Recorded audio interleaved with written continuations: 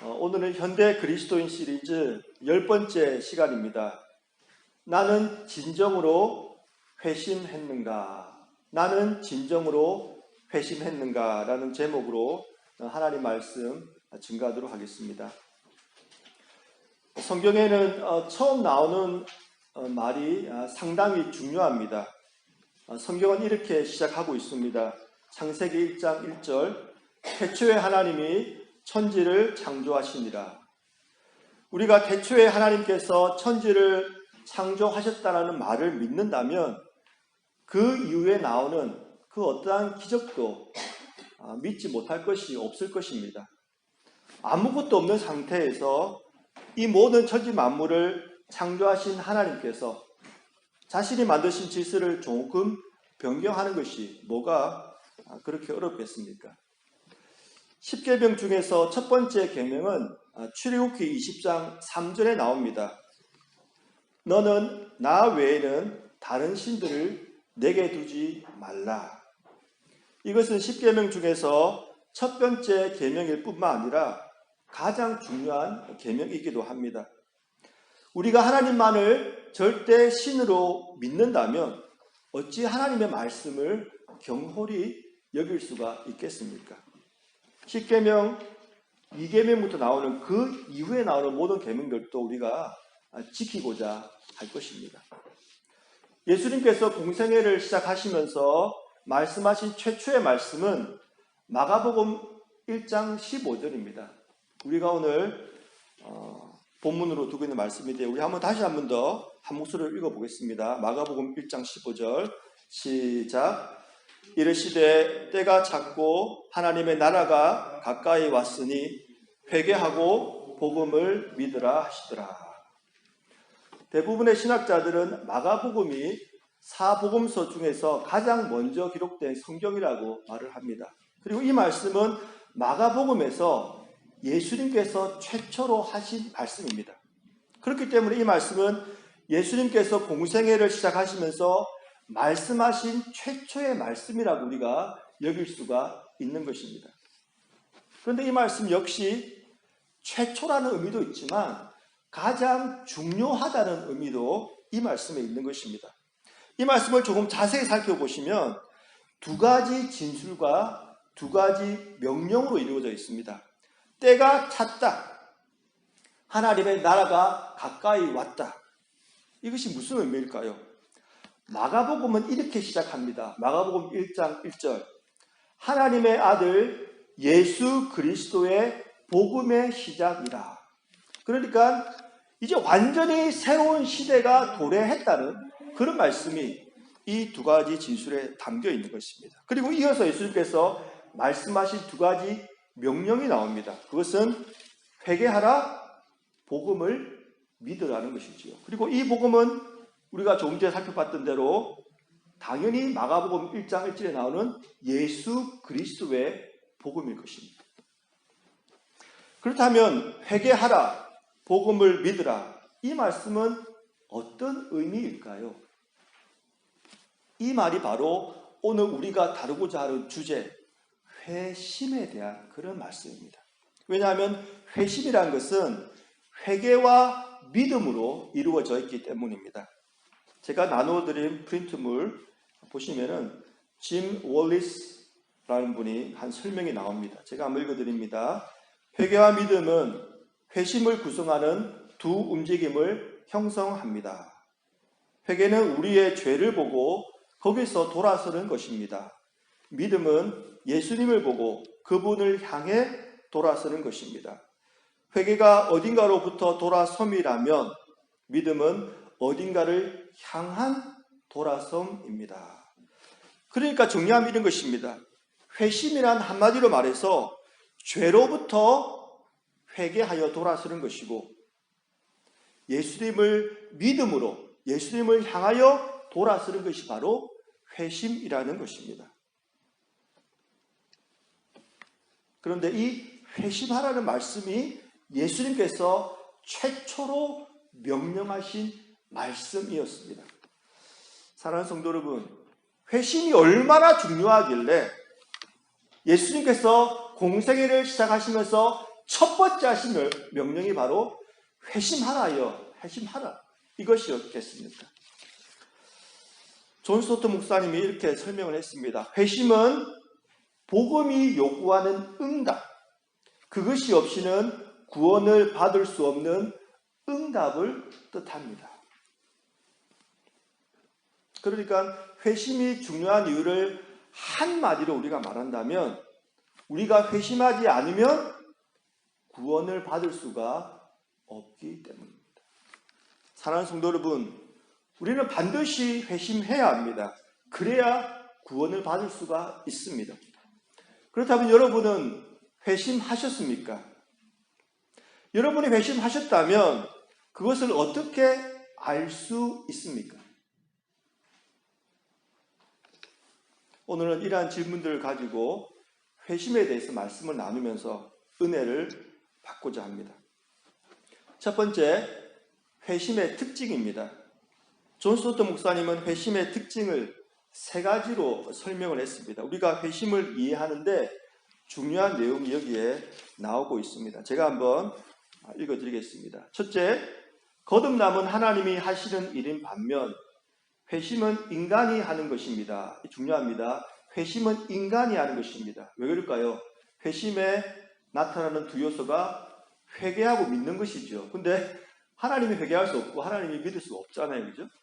거듭남은 새로운 탄생, 즉 위로부터 나는 것, 성령으로 나는 것입니다. 이것은 죽은 자에게 생명을 불어넣으시는 성령님의 독특한 사역입니다.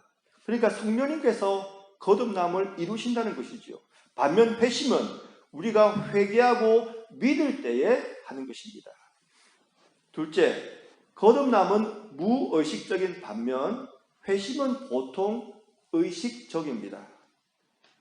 거듭남은 무의식적으로 일어납니다. 물론 우리는 거듭남의 결과물, 즉 확신하거나 해방을 누리거나 하나님과 사귀거나 사랑, 기쁨, 평화의 형태로 우리가 의식적으로 그 결과물을 누릴 수가 있지만, 그러나 사실 죽음에서 생명으로 가는 길은 실제로 우리가 느낄 수 있는 그런 경험이 아닌 것입니다. 반면 회심은 의식적입니다. 특별히 성인들의 경우에 우상을 버리고 하나님께로 돌아서는 일, 죄를 회개하고 돌이켜서 그리스도께로 가는 일, 이것은 우리가 의식적으로 회개하고 믿을 때 나타나기 때문에 본인이 회심할 때 그때를 알 수 있다는 것입니다.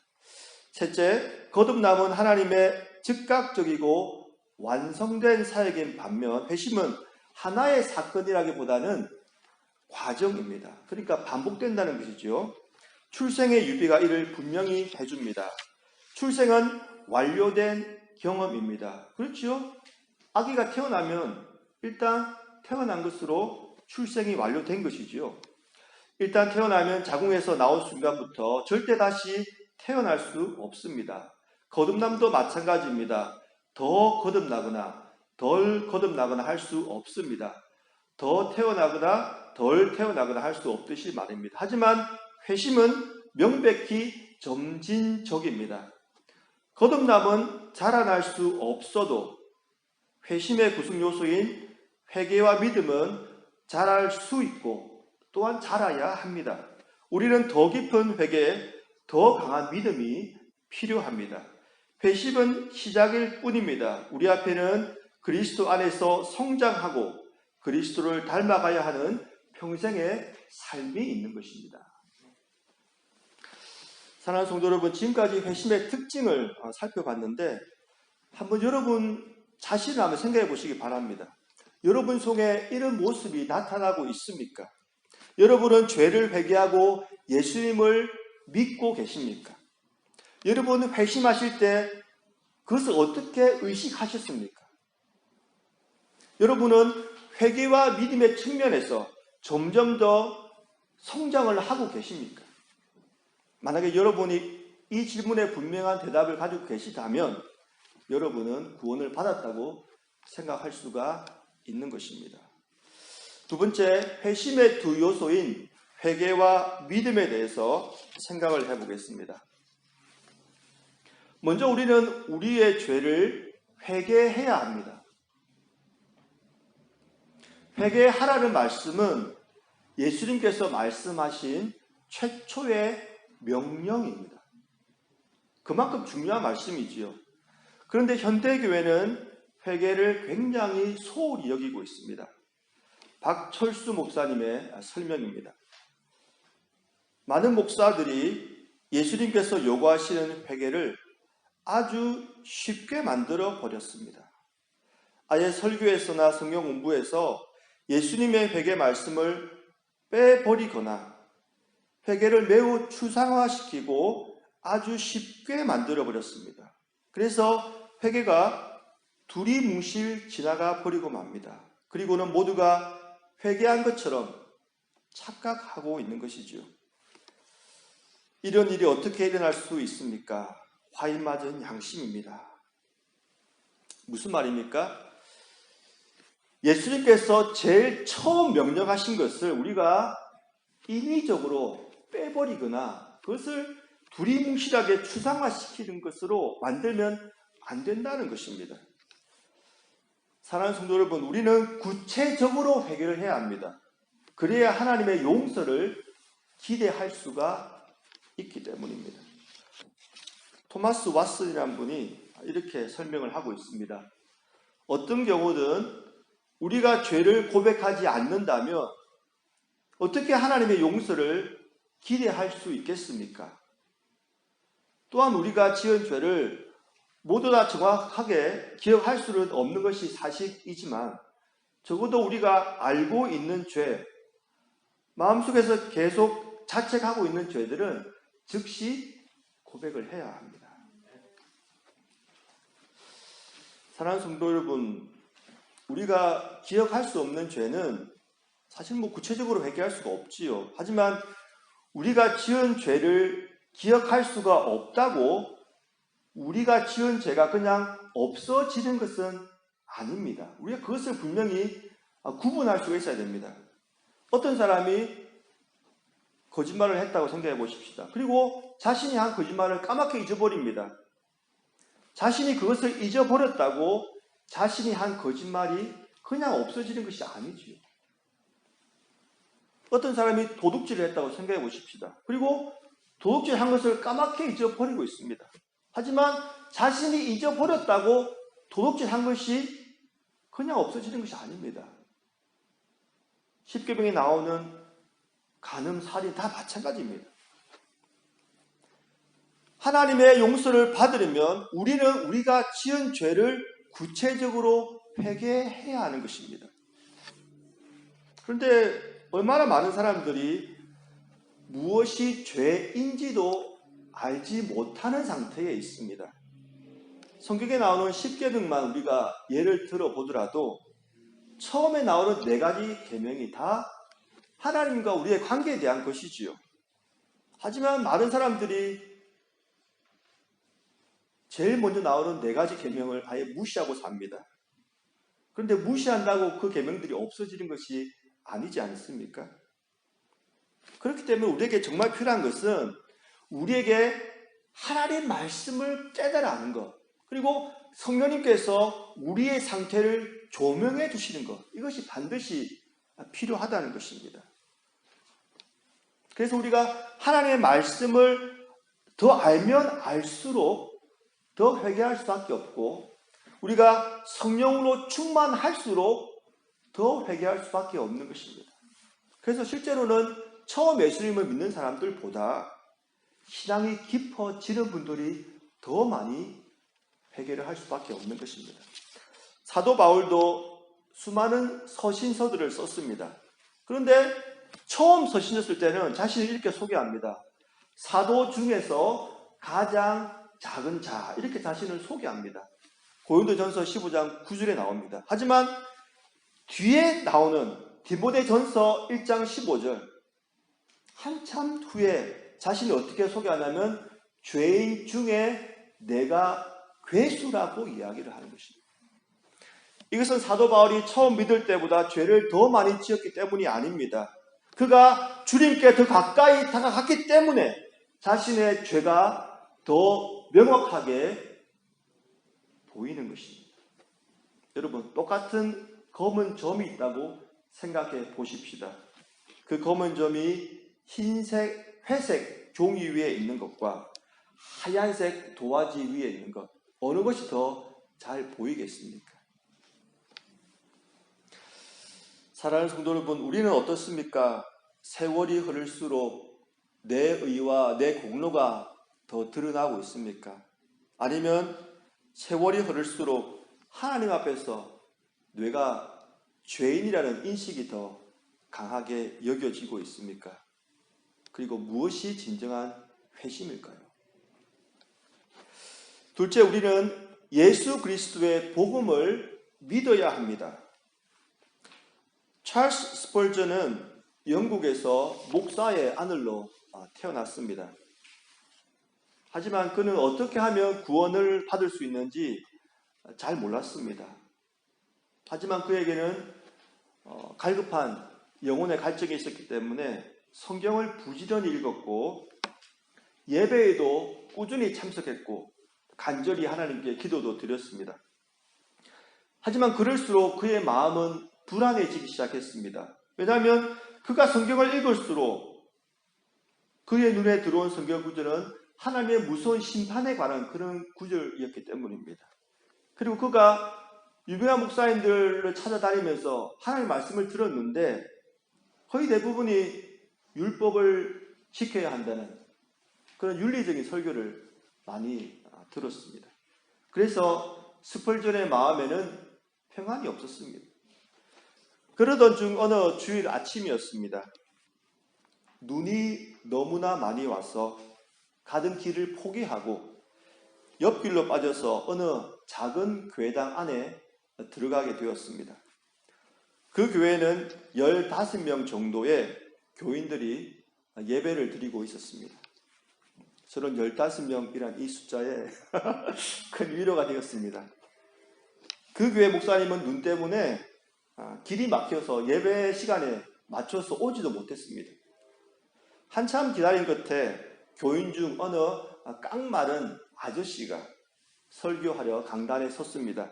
스펄전은 아마도 구두나 옷을 수선하는 그런 사람인 것 같다고 나중에 고백을 했습니다.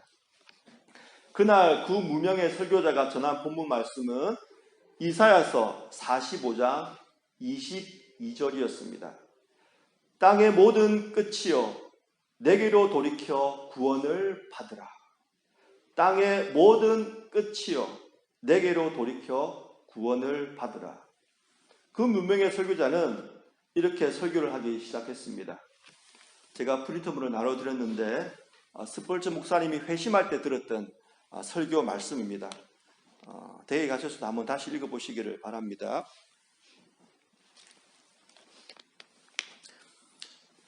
여러분, 이 구절은 정말 단순해요. 거저 바라보라고 하잖아요. 바라보는 게 뭐 힘든 일인가요? 발을 들어 올리라는 것도 아니고 손가락을 들어 올리라는 것도 아니에요. 고개를 들어 바라보라는 거예요. 바라보는 법을 배우려고 대학에 다닐 필요도 없잖아요. 바보 천치라도 바라보는 것은 할 수 있어요. 바라보기 위해 부자일 필요도 없어요. 누구든 바라볼 수 있어요. 애들도 바라보는 것은 할 수 있어요. 그리고 본문에는 나를 바라보라고 되어 있어요. 대부분의 사람은 자기 자신을 바라봐요. 하지만 자기를 바라봤자 아무 소용도 없어요.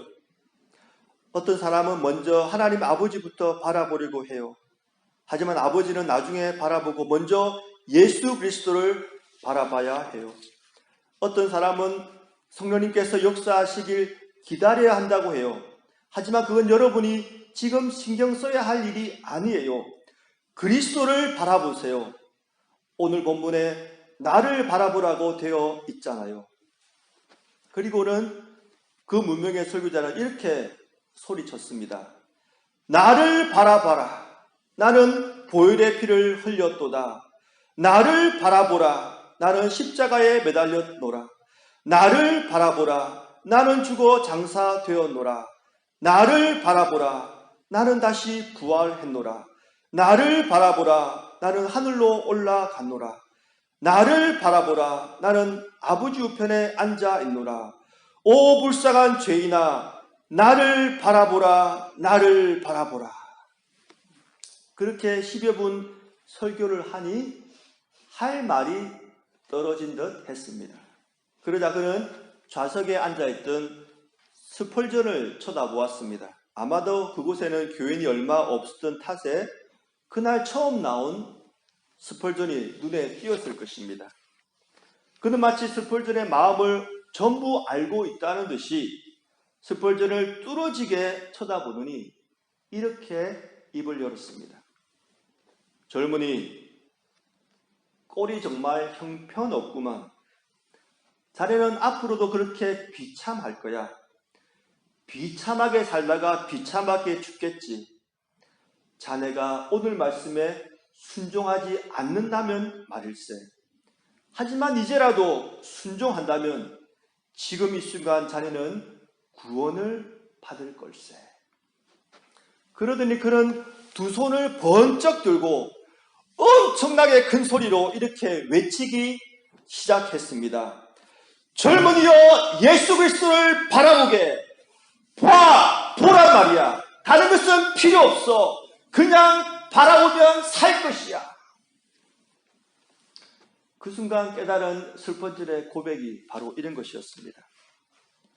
저는 그 말을 듣는 즉시 구원의 길을 보았습니다. 그 이후로 그가 무슨 말을 했는지 기억이 나지 않습니다. 오직 한 가지 생각만 머릿속에 맴돌았습니다. 그것은 마치 광야에서 노뱀이 들렸을 때와 비슷했습니다. 이스라엘 백성들은 그저 그것을 바라보기만 하면 치유되었습니다. 제 경우도 바로 그랬던 것입니다. 그제야 먹구름이 물러가고 햇빛을 볼 수 있었습니다. 사랑하는 성도 여러분, 스펄전의 회심에서 우리는 무엇을 발견할 수 있을까요?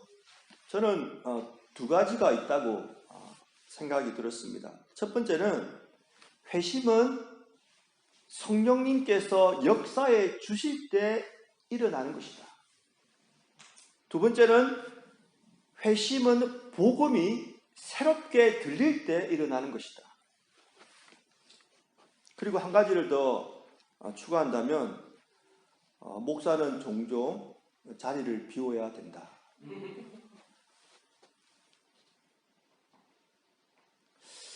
사랑하는 성도 여러분, 우리는 존 스토트 목사님의 설명을 통해서 회심은 우리가 하는 것이라는 것을 배웠습니다. 그렇죠? 하지만 한 가지 잊지 말아야 될 것이 있습니다. 우리가 회심하기 위해서는 반드시 성령님의 역사가 있어야 된다는 것입니다. 왜냐하면 성령님께서 역사하실 때에 의외의 장소에서 의외의 사람을 만나게 되고, 그리고 똑같은 하나님의 말씀이 전혀 새롭게 들릴 수 있기 때문입니다. 스펄전 목사님의 계속된 고백입니다. 의로우신 하나님께서 불의한 죄인에게 의롭다는 판결을 내리시려면 반드시 그 죄인을 대신할 만한 대속물이 필요했습니다. 그리고 우리를 대신해 형벌을 받으려고 예수님께서 우리의 대속물이 되신 것입니다. 이 교리는 제가 어렸을 때부터 귀에 못이 박힐 정도로 들어왔지만 제가 진실로 회심했을 때는 마치 한 번도 들어본 적이 없었던 것처럼 새로운 의미로 다가왔습니다. 저만 그런 것이 아니라 분명 하나님의 자녀로 새롭게 태어난 사람이라면 누구나 우리 주 예수님께서 우리를 위한 대속물이 되셨다는 영광스러운 교리가 그동안 깨닫지 못했던 전혀 새로운 이야기처럼 느껴진 경험이 있을 것입니다. 제가 회심했을 때 들었던 메시지는 그 전에 들어왔던 설교와 별반 다르지 않았습니다. 딱 한 가지 다른 점이 있었다면 바로 성령님께서 권능으로 죄길을 열어 그 메시지가 제 마음에 꽂히도록 인도하셨다는 것입니다. 사랑하는 성도 여러분, 우리 모두에게 이러한 은혜가 있기를 간절히 축원드립니다. 성령님께서 역사하셔서 하나님의 말씀이 새롭게 들리고 그 말씀이 우리 마음 깊은 곳에 꽂히는 역사가 있기를 간절히 소망합니다. 마지막으로 두 가지 집단 이론입니다. 폴 히버트 선교사님은 두 가지 집단 이론을 설명했는데 제가 이 부분에 대해서 말씀을 드리고 말씀을 맺도록 하겠습니다. 먼저 간단하게 두 집단 이론에 대해서 소개를 해드리겠습니다. 첫 번째, 경계 집단입니다. 여기에 속한 범주들은 명확한 경계선으로 규정할 수 있는 대상입니다. 예를 들면 어떤 과일이 사과냐, 사과가 아니냐 하는 식입니다. 모든 사과는 100% 사과입니다. 어떤 것이 다른 것보다 훨씬 더 사과다울 수는 없습니다. 어떤 과일이든 사과거나 사과가 아니거나 둘 중 하나입니다. 경계 집단은 본질적으로 고정된 집단으로서 우리가 거기에 속해 있느냐 또는 속해 있지 않느냐의 문제를 다룹니다. 그러니까 쉽게 말하면 내가 구원을 받았느냐 안 받았느냐 이렇게 선을 명확하게 긋는 것이 바로 경계 집단의 특징입니다. 그것을 알 수 있다는 것이죠. 그런데 중심 집단은 뭐냐면 여기에 속하는 범주들은 사물들이 집단의 안에 있느냐 밖에 있느냐로 구분하는 것이 아니라 어떤 식으로 서로 연결되어 있느냐에 따라서 구별하는 것입니다. 그러니까 여기서 초점이 뭐냐면 경계선에 있는 것이 아니라 중심에 있냐는 것입니다. 회심은 어떤 사람이 진심으로 회심했는지 경계 집단의 기준에 의해서 안에 있는지 혹은 밖에 있는지를 단정적으로 말하기가 힘든 경우가 있다는 것입니다. 중심 집단의 관점은 사물들이 중심을 향하여 움직이고 있다는 것으로 규정합니다. 사랑하는 성도 여러분, 폴 히버트 교수님은 경계 집단 이론보다 중심 집단 이론이 회심을 더 잘 설명할 수 있다고 말합니다. 왜 그렇게 했습니까? 그것은 회심의 성격 때문에 그렇습니다. 우리가 살펴봤듯이 거듭남은 초자연적인 것입니다. 우리가 의식할 수 없는 가운데서 거듭남은 일어나는 것입니다. 그러나 회심은 성인이 되어서 회개하고 새롭게 신앙생활한 사람들은 그 시기를 명확하게 알고 있죠. 예를 들어서 사도 바울과 같은 경우입니다. 그는 언제 예수를 만났는지 그가 변화되었는지 명확하게 알고 있습니다. 하지만 모태신앙이거나 어릴 때부터 믿음 생활을 했던 사람들은 그 시기가, 그러니까 경계선을 넘은 그 시기가 명확하지 않다는 것입니다. 마치 디모데가 그런 경우가 비슷한 것입니다. 특히 이런 부류들은 경계 집단 이론으로는 설명하기 어렵기 때문에 이 경계 집단만 고집한다면 내가 회심했는지 아닌지 정확하게 확신할 수가 없다는 것입니다. 두 번째 이유는 회심은 과정입니다. 회심에 속한 두 요소인 회개와 믿음은 거듭남과는 좀 다르게 단회적으로 끝나는 것이 아니라 일평생 반복적으로 지속되는 것입니다. 우리가 회개하는 것, 우리가 하나님 나라 갈 때까지 지속돼야 되죠. 우리가 믿음 생활하는 것, 하나님 나라 갈 때까지 지속돼야 되는 것입니다. 그렇기 때문에 경계선 안에 있느냐 밖에 있느냐의 단순한 기준보다는 우리의 삶이 무엇을 향해 있느냐, 이것이 회심을 판단하기에 더 유용한 기준이라는 것입니다. 짐 월리스 교수님의 회심에 대한 설명을 제가 소개해 드리겠습니다. 성경에서 회심은 돌아섬을 의미합니다. 회심을 나타내는 헬라어 단어인 메타노에인, 에피스트레페인은 방향 전환을 의미합니다. 방향 전환은 먼저 멈춰 서는 것과 새로운 방향으로 나아가는 것을 포함하고 있습니다. 고든 스미스 교수님은 회심할 때 세 가지 측면에서 방향 전환이 이루어진다고 말합니다. 한번 여러분 자신을 한번 이 세 가지 방향 전환과 비교해서 한번 읽어보시기 바랍니다. 지성에서의 방향 전환, 이해 영역에서 새로운 방향을 잡게 됩니다. 예수님께서 그리스도시요 살아계신 하나님의 아들이심을 지성적으로 믿습니다. 예수님께서 우리 죄를 위해 죽으셨으며 그분으로 말미암아 우리에게 죄와 용서와 소망이 생겼다는 그 사실을 지성적으로 믿게 되는 것입니다. 감정에서의 방향 전환, 용서에 대한 확신을 가지게 됩니다. 이상하게 뜨거워진 마음, 사랑받고 받아들여지고 용서받았다는 마음속의 깊은 확신을 경험하게 되는 것입니다. 의지에서의 방향 전환, 충성의 대상이 바뀌는 것은 회심에서 반드시 나타나는 결정적인 요소입니다. 충성의 대상을 바꾸는 삶은 어디에다 우리의 에너지를 집중적으로 투입하는가를 보면 분명히 알 수 있습니다. 우리는 죄와 어둠의 길을 거부하고 빛 가운데 살기로 결단하게 되는 것입니다. 더는 자기 자신을 위해 살지 않고 그리스도를 위하여 살아가게 됩니다. 사랑하는 성도 여러분, 우리 삶에 이러한 방향 전환이 일어나고 있습니까? 우리는 지성적으로 우리가 죄인이며 예수님께서 나의 죄를 위해 십자가에 달려 돌아가셨다는 것을 믿으십니까? 우리는 감정적으로 하나님께서 우리를 사랑하신다는 것을 느끼고 있습니까? 그리고 이 세상을 살아가는 동안 주님께서 우리와 동행해 주시고 천국 갈 때까지 우리의 삶을 지키시고 인도해 주신다는 것을 확신하고 있습니까?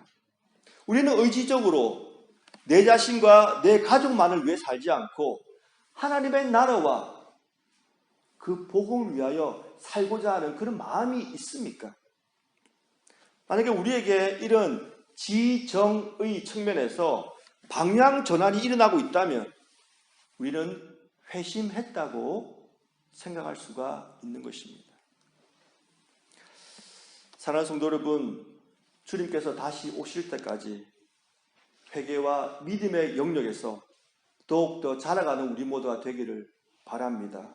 지성과 감정과 의지의 영역에서 더욱더 자라가는 우리 모두가 되기를 바랍니다.